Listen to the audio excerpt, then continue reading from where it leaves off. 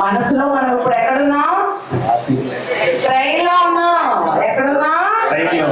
Train లో మన ప్రయాణం మొదలైంది. మనం సంకల్పం ఏం చేసుకున్నాము? స్వర పుష్పార్చనతో స్వామిని అర్చిస్తూ స్వామి దర్శనం చేసుకుంటాము. మరి స్వరాలతో పుష్పార్చన చెయ్యాలి అంటే మనకి సరస్వతి అనుగ్రహం కూడా కావాలి.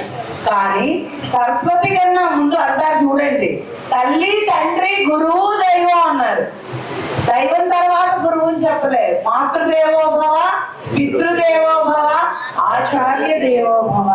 సరస్వతి అనుగ్రహం మనకు కలగాలి అంటే గురువు యొక్క ఆశీస్సులు కావాలి. మనం ఏ గురువుని పట్టుకొని వెళ్తున్నాం? మన పురంధరదాసుల వారి యొక్క కీర్తనలను సంకీర్తనం చేస్తూ మనం తిరుపతి ప్రయాణాన్ని మొదలెట్టాం.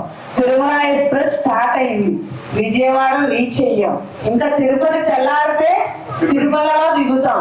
కాబట్టి మా గురువు గారు మాకు పాటలు నేర్పారు. మనకి గురు పురంధరదాసుల వారు రాసి ఇచ్చారు. ఎప్పుడు కూడా ఒకళ్ళు చేసినటువంటిది ఒక నిధి వంటిది, ఒక ఖజానా వంటిది. తల్లిదండ్రులు ఆస్తి ఇచ్చారనుకోండి, దాన్ని మనం వృద్ధి చేసుకుంటూ వెళ్తాం. అంటే ఏంటి? ఒక నిధిని వాళ్ళు ఇచ్చినప్పుడు వారసత్వాన్ని కాపాడుకుంటూ వెళ్ళడమే మానవ నైజం. మనకి వారసత్వంగా ఏమొచ్చిందండి? హిందూ సనాతన ధర్మం వచ్చింది మనకి వారసత్వంగా. తరతరాలుగా మనకి హైందవ మతంలో ఎన్నో ఆచారాలు, సంప్రదాయాలు, పాటలు, పద్యాలు, స్కందాలు, మహాభారతం లాంటి ఇతిహాసాలు, పురాణాలు, అష్టాదశ పురాణాలు, ద్వాదశ జ్యోతిర్లింగాలు, అష్టాదశ పీఠాలు, ఇవన్నీ కూడా వారసత్వ సంపదగా మనకి భారతీయంలో లభించాయి. అటువంటి వారసత్వ సంపదగా మనకు దొరికినటువంటి ఈ సంకీర్తనల కుసుమాంజలని మనకి ఒక ఖజానాలా ఇచ్చినటువంటి గురు పురంధరదాసుల వారికి, స్వామి ఈ తెల్లవారితే మేము తిరుమలలో దిగిపోతాం, మా నడక యాత్ర మొదలవుతుంది.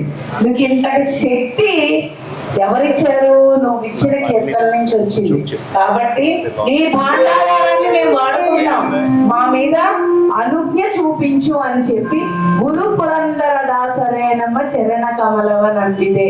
మొట్టమొదటిగా నీ యొక్క చరణ కమలాలను నమస్కరిస్తూ ఆ స్వామి యొక్క పరిపూర్ణ అనుగ్రహాన్ని పొంది ఆశీర్వచనం ద్వారా అన్ని లక్షల సంకీర్తనలు రాసి జనానికి పంచి జ్ఞానాన్ని చేసినటువంటి జ్ఞాన సూర్యుడు అయిన ఓ గురుదేవా, నీ చరణాలను స్మరించడం ద్వారా, నీ చరణాలను ధ్యానించడం ద్వారా, నీకు నమస్కరించడం ద్వారా దానిలో ఇసుమంతైనా శక్తి నాకు లభిస్తే ఆ జ్ఞానంతో నేను ఈ యాత్రని పూర్తి చేస్తాను. అజభవాదులందరూ కూడా ధ్యానించేటువంటి సాక్షాత్ శ్రీమన్నారాయణుడే నీ సంకీర్తనలు విని పరిగెత్తుకొచ్చినటువంటి మహాజ్ఞానిని, మహాపురుషుడిని.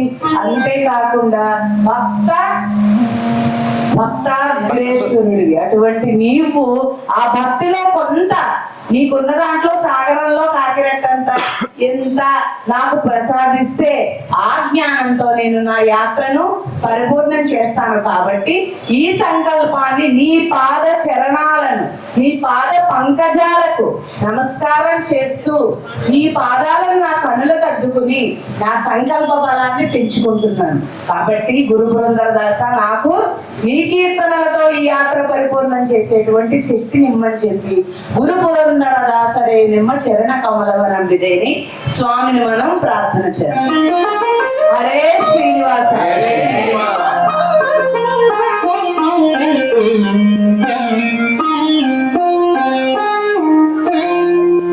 గురు పురంధరదాసరే నిమ్మ చరణ కమలవ నందిదే.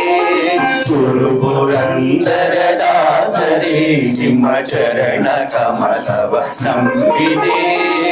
ಅರುವರಹಿತನ ಮಾಡಿ ಎಂದನು ಕೊರೆವ ಭಾರವು ನಿಮ್ಮದೇ. ಅರುವರಹಿತನ ಮಾಡಿ ಎಂದನು ಕೊರೆವ ಭಾರವು ನಿಮ್ಮದೇ.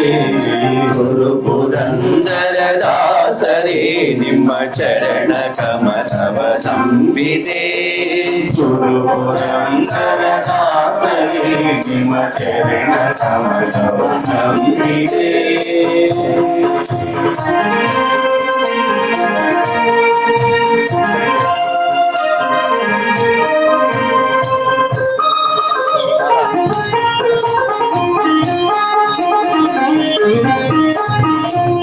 ಮುಂದುವರಿಯದ ಮಂದಮತಿ ನಾನೆಂದು ನಿಮ್ಮನು ವಂದಿಪೆ ಮುಂದುವರಿಯದ ಮಂದಮತಿ ನಾನೆಂದು ನಿಮ್ಮನು ವಂದಿಪೆ ಇಂದಿರೇಶನ ಪಾದ ತೋರಿಸೋ ಇಂದಿರೇಶನ ಪಾದ ತೋರಿಸೋ ತಂದೆ ಮಾಡಲು ಸಕೃಪೆ ಇಂದಿರೇಶನ ಪಾದ ತೋರಿಸು ತಂದೆ ಮಾಡಲು ಸಕೃಪೆ ಪುರಂದರ ದಾಸರೇ ನಿಮ್ಮ ಚರಣ ಕಮಲವ ನಂಬಿದೆ ಗುರು ಪುರಂದರ ದಾಸರೇ ನಿಮ್ಮ ಚರಣ ಕಮಲವ ನಂಬಿದೆ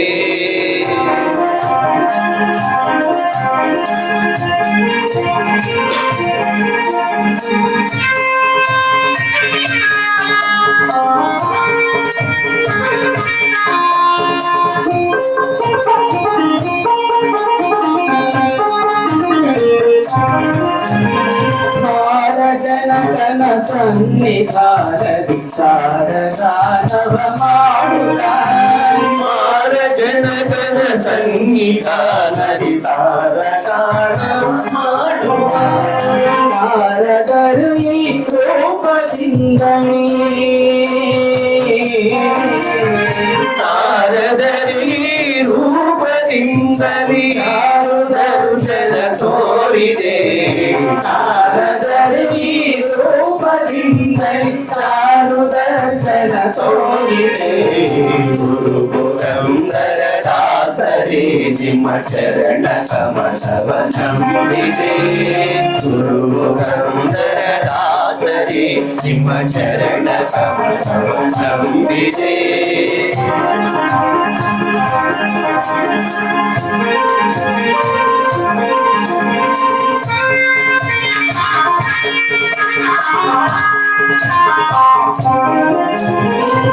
ಪುರಂದರಾಲಯ ಘಟ್ಟದೊಳುಗಿ ತಿರುತನವಾಗಣಿಸಲು ಪುರಂದರಾಲಯ ಘಟ್ಟದೊಳುಗಿ ತಿರುತನವಾಗಣಿಸಲು ಪರಮ ಪುರುಷನು ವಿಪ್ರನಂದದಿ ಪರಮ ಪುರುಷನು ವಿಪ್ರನಂದದಿ ಕರವ ನೀಡಿ ಯಾಚಿಸೆ ಪರಮ ಪುರುಷರು ವಿಪ್ರನಂದದಿ ಕರವ ನೀಡಿ ಯಾಚಿಸೆ ಗುರು ಪುರಂದರ ದಾಸರೇ ನಿಮ್ಮ ಚರಣ ಕಮಲವ ನಂಬಿದೆ ಗುರು ಪುರಂದರ ದಾಸರೇ ನಿಮ್ಮ ಚರಣ ಕಮಲವ ನಂಬಿದೆ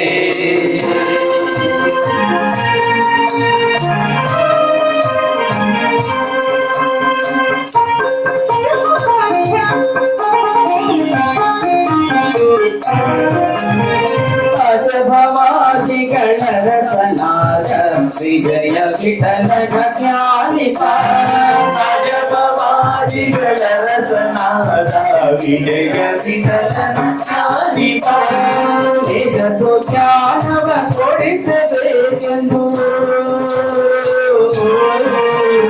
ನಿಜಸು ಜ್ಞಾನವ ಕೊಡಿಸಬೇಕೆಂದು ಭಜಬೆನೋ ಕೇಳುವರ ನಿಜ ಸುಜಾನವ ಕೊಡಿಸಬೇಕೆಂದು ಭಜಬೆನೋ ಕೇಳುವರ ಗುರು ಪುರಂದರ ದಾಸರೇ ನಿಮ್ಮ ಚರಣ ಕಮಲವ ನಂಬಿದೆ ಗುರು ಪುರಂದರ ದಾಸರೇ ನಿಮ್ಮ ಚರಣ ಕಮಲವ ನಂಬಿದೆ ಗರ್ವರಹಿತನ ಮಾಡಿ ಎಂದನು ಕೊರೆವ ಭಾರವು ನಿಮ್ಮದೇ ಸರ್ವರಹಿತನ ಮಾಡಿ ಎಂದನು ಕೊರೆವ ಭಾರವು ನಿಮ್ಮದೇ ಗುರು ಪುರಂದರ ದಾಸರೇ ನಿಮ್ಮ ಚರಣ ಕಮಲವ ನಂಬಿದೆ ಗುರು ಪುರಂದರ ದಾಸರೇ ನಿಮ್ಮ ಚರಣ ಕಮಲವ ನಂಬಿದೆ ನಿಮ್ಮ ಚರಣ ಕಮಲವ ನಂಬಿದೆ ನಿಮ್ಮ ಚರಣ ಕಮಲವ ನಂಬಿದೆ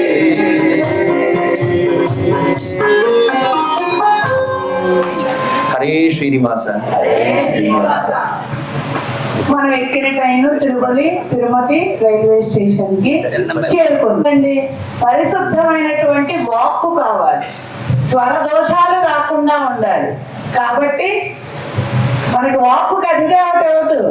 సరస్వతీదేవి. శరణంబేవాణి సరస్వతీదేవి.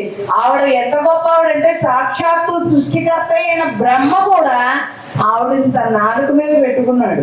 పొర్రపాటున కూడా ఒక వేదంలో అపశృతి దొరకకూడదు. ఒక అకారం మారిందా అర్థమే మారిపోతుంది. కాబట్టి అటువంటి సరస్వతీదేవిని మనం ప్రార్థన చేస్తున్నాం. ఏమిటంటే, అమ్మా సర్వ జగత్తుకు మూల కారణం నువ్వే.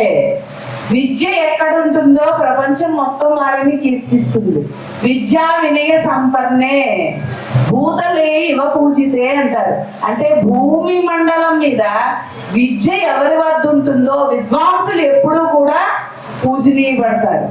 ఎందుకంటే రెండు, ధనవంతుల్ని ప్రపంచం గౌరవిస్తుంది, విద్వాంసుల్ని పూజిస్తుంది. రెండింటికి తేడా అది. చూడండి, మనం ఎక్కడైనా వెళ్ళామనుకోండి, ఆ మహాపండితులండి, లేకపోతే ఈయన సంగీత విద్వాంసులండి, ఆయన సుధా పండిట్ అండి, ఆయన వేద పండిట్ అండి, ఈయన పాఠం చెప్తారండి, చాలా అద్భుతంగా ఉంటుందండి, వీళ్ళు ఆయన గారు వాదిస్తారండి, నోట్లో సాక్షాత్తు సరస్వతీదేవి ఉందండి అంటాం. అంటే ఏమిటంటాం? వాక్కుకి అధిదేవత సరస్వతీదేవి. అటువంటి సరస్వతీదేవిని మనం కూడా ప్రార్థన చేయాలి. ఎందుకంటే ఇంత మంచి సంకల్పం చేసుకుని ప్రయాణం మొదలెట్టి ట్రైన్ ఎక్కే దిగిపోయాము స్టేషన్ లో. కానీ ఆ ప్రయాణం మొదలెట్టి అందరాజ్ఞ తీసుకుని మొదలెట్టి మన యొక్క కీర్తనాకు సుమాంజలు మొదలెట్టిన తరువాత మన వాక్కు అమృత తుల్యమై ఉండాలి. మన గానం కోకిల గానంలో రావాలి. నోటిలో అపశృతి అనేది పలకకూడదు. రాగం సుస్వరంగా ఉండాలి. గానం మధురంగా ఉండాలి. తాళం అద్భుతంగా ఉండాలి.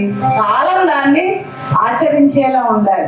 ఆ నాలుగు సమీకరిస్తేనే చతుర్ముఖ బ్రహ్మ కూడా దానికి ఆనందాన్ని వ్యక్తపరుస్తాడు. కాబట్టి అటువంటి దాన్ని ఎప్పుడు కూడా మనం వాక్ అంత మధురంగా, అందుకనే అంటాను చూడండి, వాగ్భూషణం భూషణం. నువ్వు ఎన్ని ఆభరణాలు పెట్టుకున్నా నీ వాక్కు సమంగా లేకపోతే దానికి విలువ ఉండదు. అదే అద్భుతంగా వచ్చిన వెంటనే బాగున్నారా, మంచి నీళ్ళు తాగుతారా, ఎలా ఉన్నారు, అందరూ బాగున్నారా అని తీయగా మాట్లాడామనుకోండి, ఏమంటారు? ఎంత మంచివారండి ఆవిడ, ఇంటికి వెళ్ళగానే పలకరిస్తారు. ఆయన చూడండి రోడ్డు మీద కనపడినా బాగున్నారా అంటారు. అంటే ఏంటి? మన వాక్కే మనకి గుర్తింపును తెస్తుంది. అందుకనే సామెత కూడా నోరా వీపుకు చెడకే అని కూడా చెప్పారు. నోరు తిన్నగా లేదనుకోండి వీపు దెబ్బలు కాస్తుంది. నోరు తేడగా లేకపోతే 32 పళ్ళు కొడతాయి. అంటే ఏంటన్నమాట? మన వాక్కు మనకి గౌరవాన్ని తెచ్చిపెడుతుంది. అటువంటి వాక్కు ఎలా ఉండాలి? సుమధురంగా ఉండాలి. అటువంటి వాక్కి అధిదేవత ఎవరు? సాక్షాత్తు ఆ శ్రీవాణి. మరి ఆ శ్రీవాణిని మనం శరణు వేడాలి కదా. కాబట్టి మనం ఏం చేసాం? తిరుపతి బస్ స్టాండ్ లో దిగ్గానే శుభ్రంగా అందరం శుచీభూతులమై అలిపిరికి బస్సు ఎక్కాం. అలిపిరికి బస్సు ఎక్కి సరస్వతీదేవి అనుకుంటున్నాం, అమ్మా ఇంకా అలిపిరి దిగ్గానే మా నడక మార్గం మొదలవుతుంది. 7 కొండలు ఎక్కడ మొదలు పెడతాం. 7 కొండలు ఎక్కేటప్పుడు మేము చేసేటువంటి గానంలో ఎక్కడ అపశృతులు రానివ్వకు. గానంలోనే కాదు, మా ఆలోచనలో కూడా అపశృతి రానివ్వద్దు. మాకు స్వచ్ఛమైనటువంటి మాటనివ్వు, సుస్వరమైనటువంటి గానాన్నివ్వు, సుమధురమైనటువంటి ఆలోచన నుంచి అద్భుతమైనటువంటి కీర్తన వచ్చేదంటే అటువంటి శక్తి నీకు ఒక్కదానికే ఉంది సృష్టిలో. అందుకనే నువ్వు సాక్షాత్తు ఆ యొక్క బ్రహ్మదేవుడి యొక్క వాక్కుకే అధిదేవతమై వాగ్దేవి అయ్యావు. ఓ వాగ్దేవి వాణి, నా యొక్క నరాల మీద, నా నాలుక మీద కూడా నిలిచి నిన్ను శరణు వేడుతున్నాను. నాకు సుస్వరగానాన్ని ఇవ్వు. శరణంబే వాణి పొరయే కళ్యాణి. కళ్యాణము అంటే ఇక్కడ శుభం జరగాలి. కాబట్టి నా యాత్ర సఫలీకృతంగా కళ్యాణవంతం అవ్వాలి. కాబట్టి వాణి నేను నిన్ను శరణు వేడుతున్నాను అని చెప్పి మనం చక్కగా అలిపిరికి బస్సు ఎక్కావు. ఇప్పుడు ఎక్కడున్నా అలిపిరి బస్సులో ఎక్కి సరస్వతీ దేవిని మనం శరణం వేవాణి అని ప్రార్థన చేస్తున్నాం. ఓకే, హరే శ్రీనివాస. శరణం దేవాణి ఒరయే కళ్యాణి వాణి శరణం దేవాణి ఒరయే కళ్యాణి వాణి శరణం దేవాణి.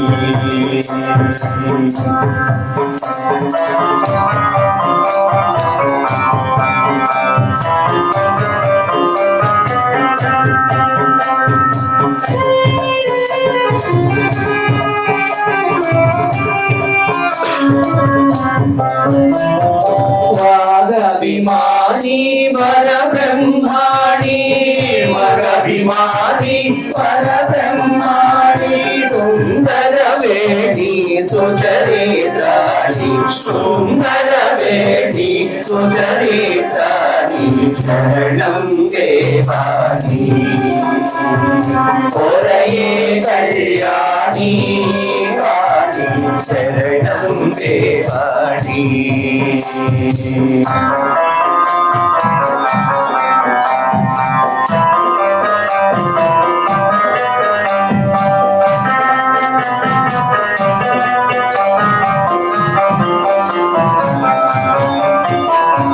జగదಳು ನಿಮ್ಮ ಪೊಗಳುವೆನಮ್ಮ ಜಗದಳು ನಿಮ್ಮ ಪೊಗಳುವೆನಮ್ಮ ಹರಿಯ ತೋರಿಸೆಂದು ಪ್ರಾರ್ಥಿಪೆನಮ್ಮ ಹರಿಯ ತೋರಿಸೆಂದು ಪ್ರಾರ್ಥಿಪೆನಮ್ಮ ಶರಣಂ ದೇವಾಣಿ ಒರಯೇ ಕಲ್ಯಾಣಿ ವಾಣಿ ಶರಣಂ ದೇವಾಣಿ.